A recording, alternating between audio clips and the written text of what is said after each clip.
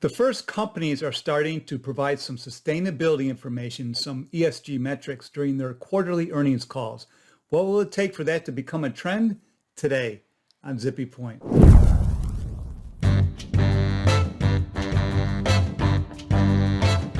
I'm Brock Romanek and I'm a big fan of yous. So although some companies, not many, but some, conduct an investor presentation after they release their annual sustainability report, sustainability still hasn't been yet brought into the normal routine, the normal course of providing guidance and analysis to investors on a regular basis. A small group of companies are discussing sustainability during their quarterly earnings calls, but it's small, maybe a handful of companies. Dickinson is one of those companies. Here's a slide from their Q3 earnings call held in August 2020. You can see it provides a long-term view, providing goals about 2030 and an upcoming earnings call.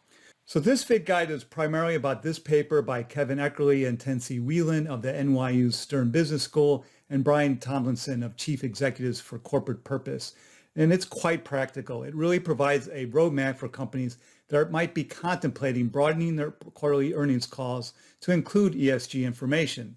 So let me start here with page 7, the 3 limiting factors on having ESG be part of the earnings call. So one is a lack of a clear nomenclature when it comes to ESG, and there's a knowledge gap among sell-side analysts, and those analysts are the typical target audience for an earnings call.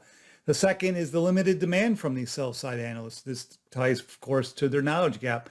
But that's also partly because the information that companies provide today in the ESG area tend to be fairly useless to them. Safety records, environmental violations, plus the buy-side analysts aren't asking ESG questions either. The third thing is that there's a tension between the ESG time horizon, long-term, and the quarterly frequency of most earnings calls. ESG has a long-term value theme, so the information about ESG that companies cough up typically is only available on an annual basis. The short-term value of ESG issues isn't quantifiable easily these days. Then starting on page 9, the authors talk about the drivers for change in the disclosure practices in the ESG area. And they get into the nitty-gritty of how the short-term and long-term can work together. The authors worked with a company and some investors as a team to provide a presentation template of how the integration of ESG into earnings calls might work. This is the roadmap. It's a 2-section template that starts on page 12.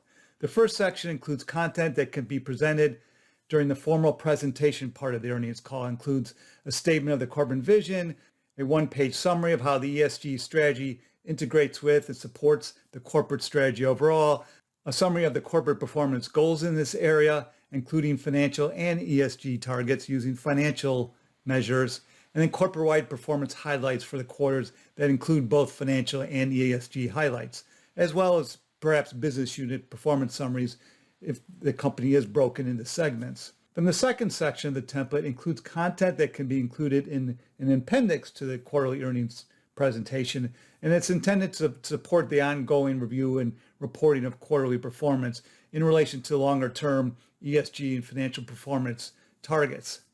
So this might address capital allocation strategy, members of the board who are directly responsible for overseeing the ESG strategy, and a description of the alignment between the ESG performance goals and executive pay. And then on page 14, there's a list of what it will take for this to succeed at your company, getting C-suite buy-in, of course, being the most obvious. And then at the end, there's a great list of recommendations about how you can ramp up to accomplish all of this. So at the very end of this paper, there's an appendix starting on page 19 that actually provides a sample presentation with the ESG information embedded in it. And so this paper is just awesome. It provides all the tools you need, a roadmap for what you might want to contemplate if you're thinking about and trying to convince others in your company to build in ESG into your quarterly earnings call. Bravo. Let me know what you think.